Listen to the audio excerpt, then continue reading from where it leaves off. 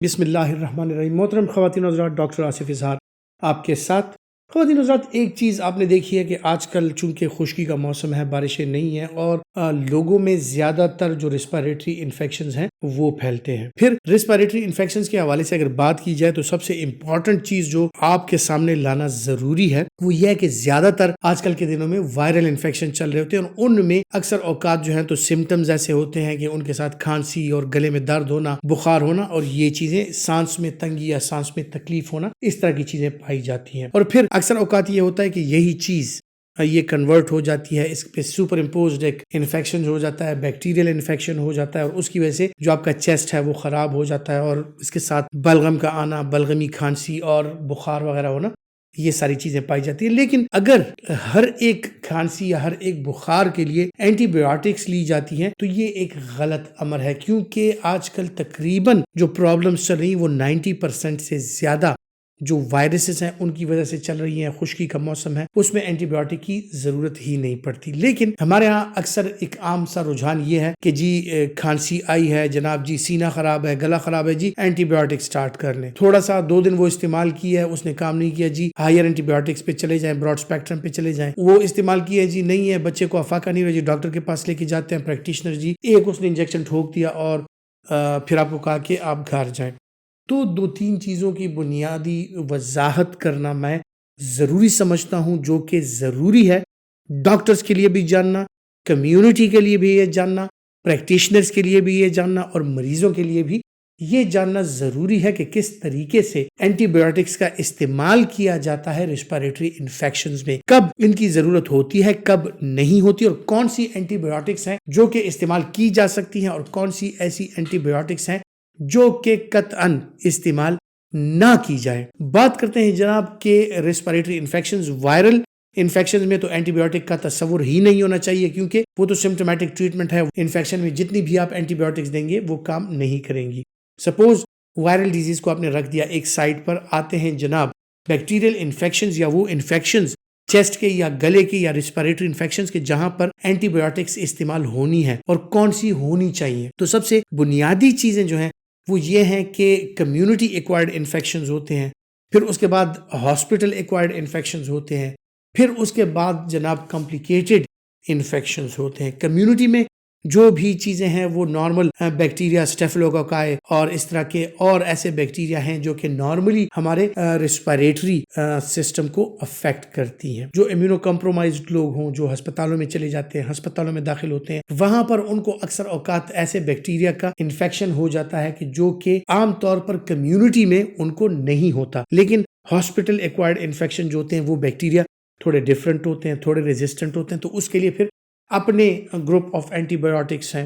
اور پھر جو اے ٹیپیکل بیکٹیریا ہیں جو کہ ایون نارملی وہ ریسپیریٹری انفیکشنز نہیں کاز کرتے، لیکن اگر کاز کرتے ہیں تو اس کے ساتھ ریسپیریٹری انفیکشنز کے ساتھ اور بھی مسائل جنم لے سکتے ہیں باڈی میں، تو وہ بیکٹیریا ہیں۔ تو اگر آپ کمیونٹی میں ہیں تو ایک چیز ہے کہ کمیونٹی ایکوائرڈ نمونیا بھی اگر ایون ہو تو اس کے لیے بھی ہم نے دیکھا ہے کہ یہاں پر جو نارملی جی بندہ 2 دفعہ کھانستا ہے، آہستہ سا تھوڑا سا اس کو بخار ہوتا ہے اور اس کو ڈاکٹر کے پاس لے جایا جاتا ہے، جی 3rd جنریشن سیفالوسپورین، یہ انجیکٹیبل اور یہ چیزیں، یہ ساری اس کو تھما دی جاتی ہیں۔ کورس پورا نہیں ہوتا، ڈوز پورا نہیں ہوتا، اور اس کے بعد جو ہے تو سب آپٹیمل ڈوز اور ڈیوریشن کے لیے دے دی جاتی ہیں، 1-2 دن استعمال کر کے یا ایک ہی انجیکشن لگا کے گھر بھیج دیا جاتا ہے۔ اور وہی مسئلہ پھر یہ ہوتا ہے کہ جو اس کا نارمل بیکٹیریا ہے وہ بھی ان دوائیوں کو ریزسٹنٹ ہو جاتا ہے، اور یہ دوائیاں کارآمد نہیں رہتی۔ تو سب سے ایک امپورٹنٹ چیز جو ہے وہ ایک ریکویسٹ ہے بطور ایک ڈاکٹر، بطور ایک اس معاشرے کے ایک ممبر کے طور پہ، اس معاشرے کے ایک فرد کے طور پہ، کہ خدارا اگر تو آپ کا پیشنٹ ہاسپٹل میں ایڈمیٹڈ نہیں ہے تو اس کو کبھی انجیکشن وغیرہ مت لگوائیں، ٹھیک ہے؟ یہ آپ اپنے پیشنٹ کے ساتھ اور اپنے معاشرے کے ساتھ زیادتی کر رہے ہیں۔ جب بھی آپ جاتے ہیں کسی بھی ڈاکٹر کے پاس اور اس نے آپ کو مشورہ دیا کہ اس کو تجھے ریسپیریٹری انفیکشن ہے، اس کو جی ایک انجیکشن لگاتے ہیں، تو آپ سمجھ جائیں کہ یہ ڈاکٹر جو ہے یہ جناب 2 نمبر ڈاکٹر ہے، اس کو کسی چیز کی سمجھ نہیں ہے، اور یہ اپنی دکان چلا رہا ہے، یہ صرف اپنی دوائیاں بیچ رہا ہے اور صرف آپ سے پیسے بٹور رہا ہے۔ کیونکہ جو نارملی سمجھدار ڈاکٹرز ہیں، جو کوالیفائڈ ہیں، ان کو پتہ ہے کہ کیسے انفیکشنز کو ٹریٹ کیا جاتا ہے، سٹیپ وائز ان کی مینجمنٹ ہوتی ہے، کون سی دوائیاں جو ہیں وہ سٹیپ وائز دی جاتی ہیں۔ تو آج میں آپ کو علل اعلان ایک بات بتا دینا چاہتا ہوں کہ جو بھی بندہ ڈاکٹر کے روپ میں آپ کو ایک انجیکشن بھر کے لگاتا ہے کہ جی ایک انجیکشن لگائیں گے یہ ٹھیک ہو جائے گا، یہ ڈاکٹر نہیں ہے، یہ بہروپیہ ہے، یہ مداری ہے، اور یہ محض اور پیسے کے لیے آپ کی صحت کے ساتھ کھلواڑ کر رہا ہے۔ پھر آتے ہیں جناب ان ڈاکٹرز کی طرف جو کہ سمجھداری کے ساتھ اپنے علم کے مطابق اپنی نالج کو اپلائی کر کے آپ کو بہترین طریقے سے علاج فراہم کرتے ہیں۔ جب بھی ریسپیریٹری انفیکشن ہوتی ہے اس میں فرسٹ لائن ڈرگز ہوتی ہیں کمیونٹی کے لیے، کہ جس میں ایماکسیسلین،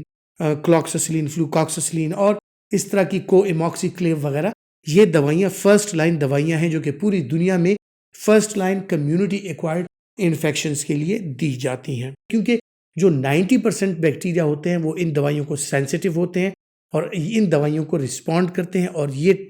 آپشن جو ہے آپ کے پاس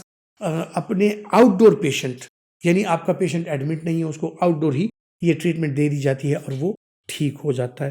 پھر اس سے ایک سٹیپ آگے اور چلتے ہیں کہ اگر یہ دوائیاں اثر نہیں کر رہی تو دوسری کون سی دوائیاں ہیں جو کہ استعمال کی جا سکتی ہیں۔ اس میں ریسپیریٹری انفیکشن کے لیے میکرو لائٹ کی دوائیاں ہیں، لیکن اس میں بھی آج کل اتنی زیادہ انجوڈیشس یوز اس کا ہو گیا کہ اس میں بھی irrationally اس کا یوز ہو رہا ہے کہ اس میں بھی ریزسٹنس ڈیولپ ہو گئی ہے۔ تو ایزیترومائسین لے لیں، آج کل ہر دوسرے پرچے میں آپ کو ایزیترومائسین نظر آتی ہے۔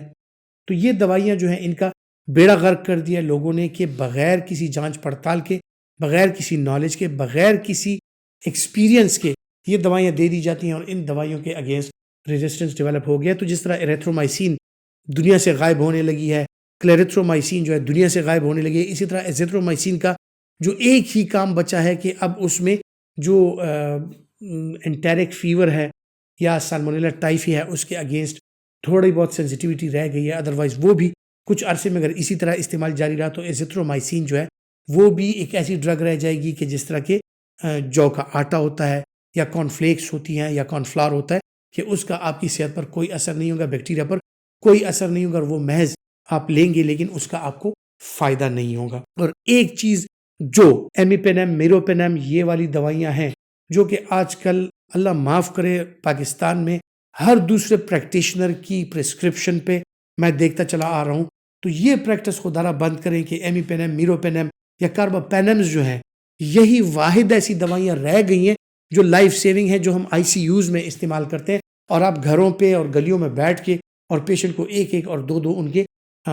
ڈوز لگا رہے ہیں اور ان میں تباہی مچا رہے ہیں۔ تو اگر آپ کو ایمیپینم، میروپینم اور یہ چیزیں ہیں تو یقین کریں کہ آپ کو پھر آئی سی یو میں ہونا چاہیے اور آپ کو آئی سی یو میں ٹریٹمنٹ ملنی چاہیے۔ اگر آپ کو گھر کے لیے یا ایک دو دن کے لیے یہ دوائیاں مل رہی ہیں تو یہ آپ کے ساتھ بھی زیادتی ہے، اور جو بندہ ایڈوائز کر رہا ہے میں سمجھتا ہوں کہ ایک احمقانہ اور ایک مجرمانہ غفلت ہے جو کہ وہ کر رہا ہے۔ تو اس سے بچیں، اور ایمیپینم، میروپینم یہ صرف اور صرف admitted patient, high dependency units اور آئی سی یوز کے لیے رہنے دیں تاکہ اس کو بطور ایک مؤثر ہتھیار ہم ان انفیکشنز کے لیے استعمال کر سکیں جو کہ لائف تھریٹننگ ہے۔ خواتین حضرات، امید کرتا ہوں کہ میڈیسن نالج کے حوالے سے جو ویڈیو میں نے آپ کے ساتھ شیئر کی اینٹی بایوٹکس کے حوالے سے، ریسپیریٹری اینٹی بایوٹکس کے حوالے سے، وہ آپ کے لیے فائدہ مند ثابت ہوں گی، اور اگر آپ سمجھتے ہیں کہ فائدہ مند ہے تو یہ ویڈیو لائک کیجئے اور زیادہ سے زیادہ شیئر کیجئے۔ اپنا بہت سا خیال رکھیے گا۔ اللہ حافظ۔